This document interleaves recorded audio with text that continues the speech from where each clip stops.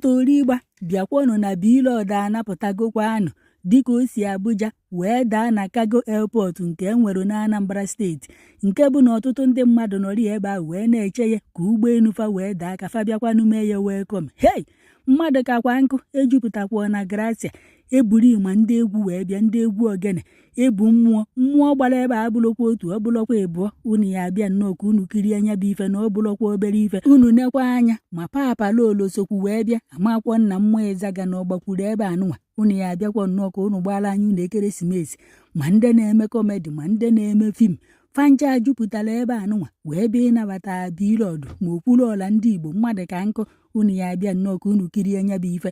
Unu makwa na nyaahụ dịka ọ sọmitichara international paspọtụ ya na Abuja, o wee dee n'ihu akwụkwọ ya na ya si Abuja wee tụọ na Cargo Airport enwere na Anambra steeti ebe 10 na ndị mmadụ bịa, makwa na-echekwa na ndị mmadụ aya ejekwa, na-ekwe na anya ebe a na ndị mmadụ jupụtakwa na Gracia ma ndị egwu, ọbụlọkwa sọsọ ndị a bụ ndị egwu bịalụ, ndị egwu ogene kakwa nkụ, ma ndị yi buru ma ndị yi green ma ndị nke unu na-afụ ebe anụnwa mmadụ ka nkụ mbụ ndị egwu bịara ịnabata Blord. Hey, nya bụ ife abụlọkwa obere ife.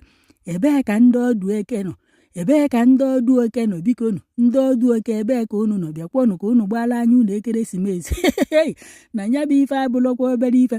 Unu ya egekwa ka unu n'intaviu ndị news melụ Blord wee nọrọ ebe ahụ wee na-agwafa na tata anụnwa ọ nata na o jekwalụ na ọfisi Showele.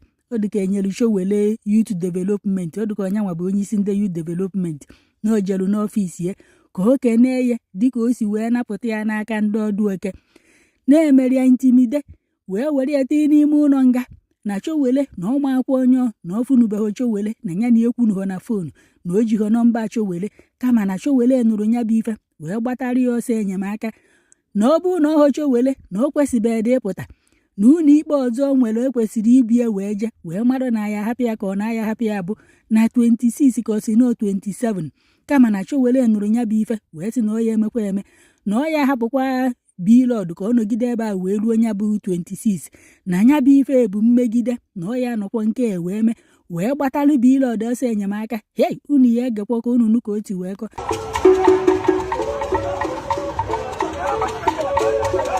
O wee bụ na nke unu na-afụ kịta abụ ndị egwu ọzọkwa yikwa akwa mmemme ma ndị yikwa akwa buru na ndị egwu kakwa nkụ bịalụ na Cargo Airport enwelu na Anambra steeti ka fa bịa nabata Blord. Hey, unu afọ na Blord nwelu mmadụ, unu afụkwa ka ndị Igbo si wee jupụta na Gracia wee bịa ịnabata nwanne fa nwoke. Hey, fa atara anyị kakwa Blord sikwa na kịta anụnwa na ọ bụzikwa ndị Youth Development. Unu ya ege nnọọ ka unu n'ebe o kwuru nya bụ ife. Nke a unu na-afụ kịta abụ onye obodo fa, unu fụrụ fa nchafụ ka fa ti wee je wee nabata Blord nọkwanụ n'ife inwe aṅụrị wee na-ekene ụmụnne dịka fa si wee bịa, nekwọnụ ma mmanwụ atụ ụdị ife ahụ ka ogene mmụọ gbara ebe anụnwa kakwa nkụ. Ọ dịka a na-emezi emume iri ji ka emume ịgba ife ji ọkụ ka emume afịa ọrụ ka a na-eme. Hey, ọ bụrụ ọkwa na emume iri ji ọkwa Blord ka ndị mmadụ na-anabata. As a matter of fact, I was supposed to be in Kujeti today. My bail hearing was set for 27th. Showore said over his dead body will that happen. Okay, today I came to see the Minister of Youth, which is Mr. Showore, in respect of my matter, to appreciate him. As a matter of fact, I've never met Showore in my life. I have never communicated, I've never called him on the phone. But when he heard that I was being intimidated, he had to step in, and he did it as he said. He made sure the date was pushed forward. And I'm out, I came out yesterday, and I'm on my way to Anambra. My people are waiting for me. But I said, even if I'm going to miss my flight, I must come and see Showore to say thank you and appreciate him, which I did. And he gave me a gift. As you can see, he gave me a beret. I'm among the revolution team now. Thank you. Thank you.